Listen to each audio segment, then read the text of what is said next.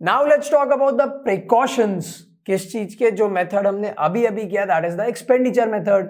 कि अगर हम कोई भी क्वेश्चन को एक्सपेंडिचर मेथड से सॉल्व कर रहे हैं तो क्या क्या चीजें हमें ध्यान में रखनी है। पहली चीज, transfer payments are not included. जब हम इनकम मेथड की बात कर रहे थे तब मैंने आपको बताया था कि हम सिर्फ फैक्टर इनकम काउंट करते हैं, ट्रांसफर इनकम हम इग्नोर करते हैं।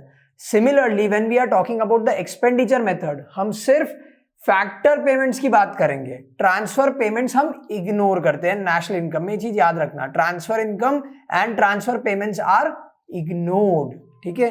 The purchases of second hand goods shall not be included. यानी अगर हम कोई खर्चा कर रहे हैं किस चीज पे, सेकेंड हैंड गुड्स खरीदने पे, तो वो हमें इंक्लूड नहीं करनी है। क्यों? दोनों मेथड के प्रिकॉशंस में मैंने आपको बताया था, वापस बता देता हूं।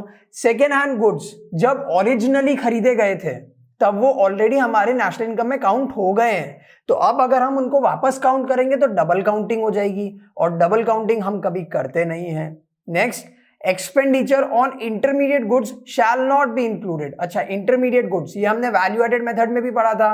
माइनस करते हैं हम value of output minus intermediate consumption, तो इंटरमीडिएट गुड्स पे जो खर्चे हुए हैं ना वो भी हमें इंक्लूड नहीं करने हैं। Next, purchase of financial assets shell not be included. अब ये भी हमें इंक्लूड नहीं करना है। क्यों? क्योंकि जब भी हम कोई फाइनेंशियल असेट खरीदते हैं ना तो उससे सर्कुलर फ्लो ऑफ इनकम में मनी नहीं आता है, महज टाइटल बदल जाता है। आज आयुष सर के पास में अगर कोई असेट थी, वो फिर शिव सर ने खरीद ली, ठीक है, तो पहले ओनर कौन थे? पहले ओनर थे आयुष सर, अब ओनर कौन है? शिव सर। लेकिन मनी मार्केट में आया क्या? सर्कुलर फ्लो में आया? नहीं आया ना, सिर्फ टाइटल बदल गया। तो अगर कोई एक्सपेंडिचर के कारण सर्कुलर फ्लो ऑफ मनी में इनकम नहीं आती है या फिर पैसा नहीं आता है तो वो हम नेशनल इनकम में काउंट नहीं करते हैं। तो फिर purchase of financial assets shell not be included. क्यों? सर्कुलर फ्लो ऑफ मनी में इनकम तो आया ही नहीं। ठीक है। And last, expenditure on own account production. अब ये बहुत जरूरी है, own account production shell be included. ये हमें इंक्लूड करनी है। ये क्या होती है? याद करो income method.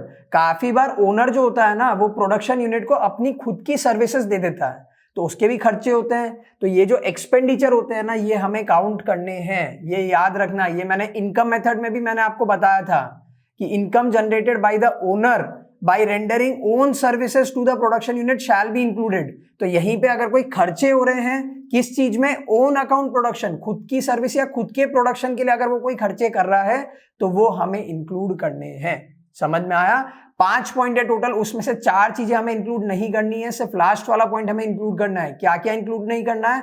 Transfer payment include नहीं करेंगे, second hand goods and services खरीदने के लिए अगर हमने कोई खर्चे किए हैं वो भी हम काउंट नहीं करेंगे। उसके बाद में हमने पढ़ा था कि इंटरमीडिएट गुड्स के ऊपर अगर हम कोई खर्चे करते हैं तो वो भी हम इंक्लूड नहीं करेंगे।